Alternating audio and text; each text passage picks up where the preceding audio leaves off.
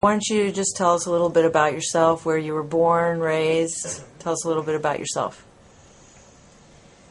Well, I was born in Manhattan, and I grew up mostly in the Bronx, New York.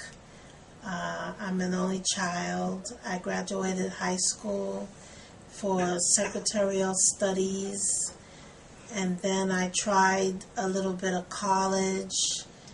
Went by myself to Rhode Island, then to Buffalo, but unfortunately I had a mental nervous breakdown and I had to be hospitalized, in and out of several hospitals, which was very frightening, but in the end it proved to be very helpful to me and kind of stabilized my emotions of what I was going through that led me into the hospital.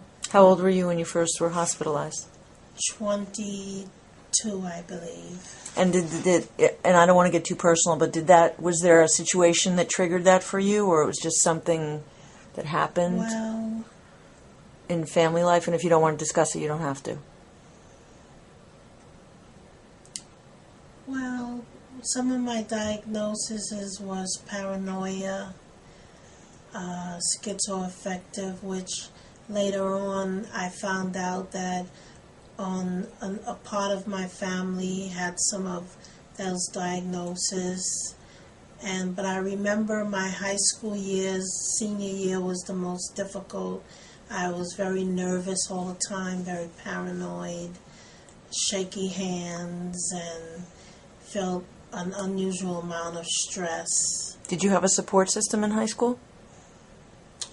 Well, yes, but I didn't get too much into counseling and psychiatric help until after I got out of high school.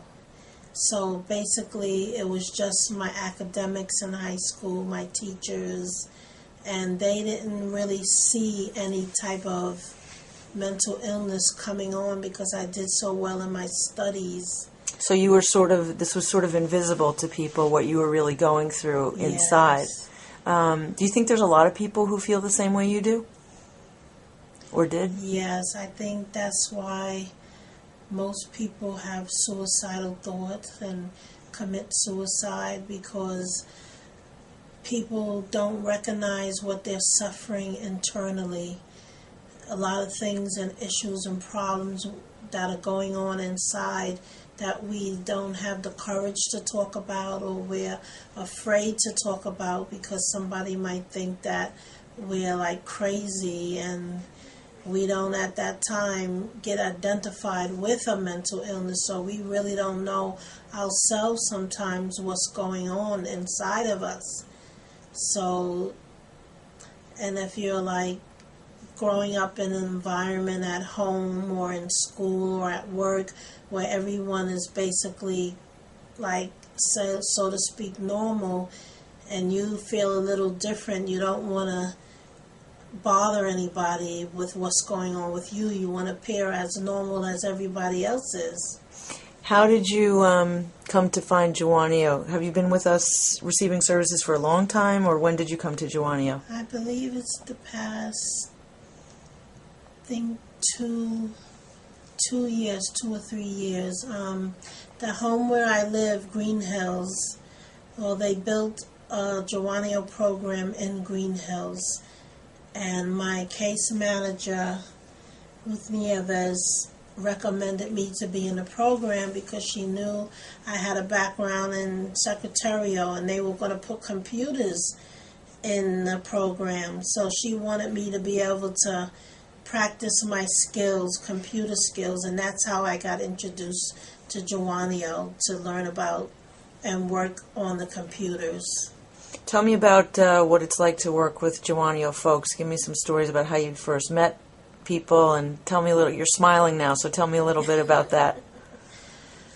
Well, the Jawonio people, just looking at them and seeing how they react with other people, made me feel a sense of warmth and comfortableness about them, and They were very understanding of things I wanted to talk about, and they actually recommended that I talk about it. And I found that in my life before Jawonio, with family and neighbors, they didn't really want to listen to some of the things that I was talking about. So the staff at Jawonio were very understanding with me, patient, and they didn't make me feel bad about the things that were troubling me.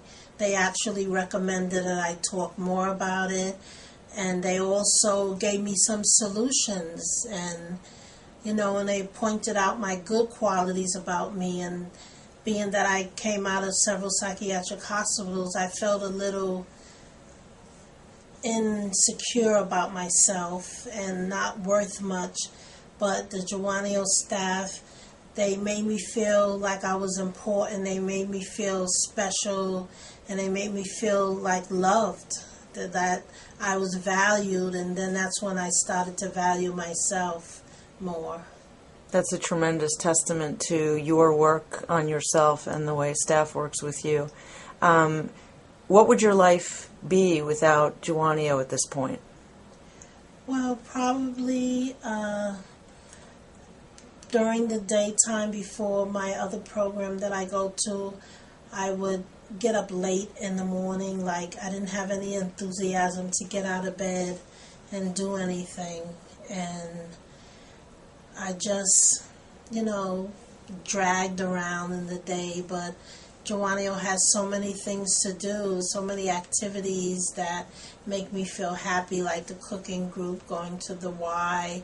Then they put me in a travel training group where they was teaching me how to travel throughout Rockland County, which I was afraid to get on buses, so they would get on a bus with me and take me to the places I wanted to go, and then they would encourage me to go by myself the next time. And when I achieved that, I felt very happy and stronger that I could do it again and then do it by myself. So these experiences made me feel well, and then I wanted to do more. Then we would go on trips, we went to see a musical in New Jersey, and just being out in the public with support of the staff around me made me feel very good inside.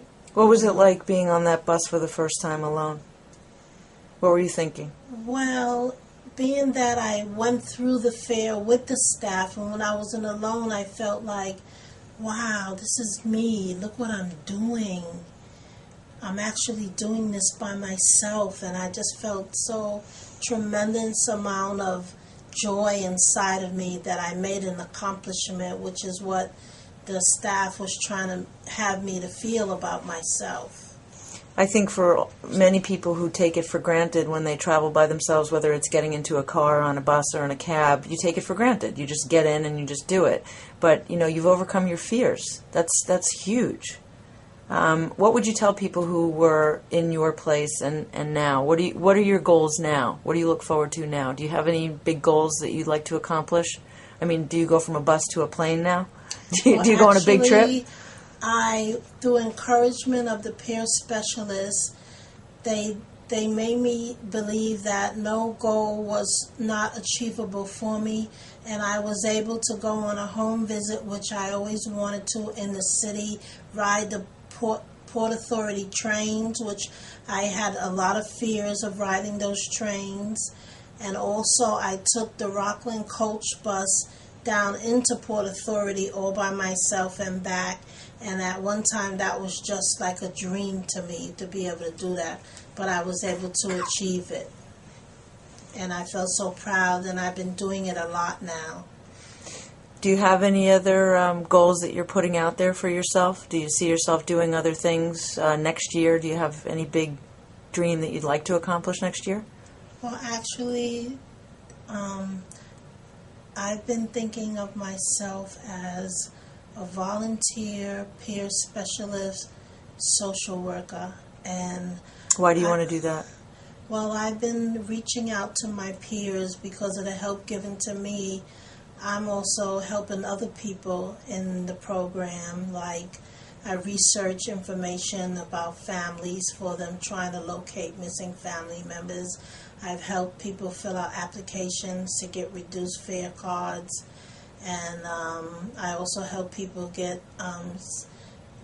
cellular phones through helping them fill out applications. And I just feel more like I want to make a difference in people's lives now. I want to help other people and feel the satisfaction knowing that I did something good for somebody else. That's what I would like to do with my future.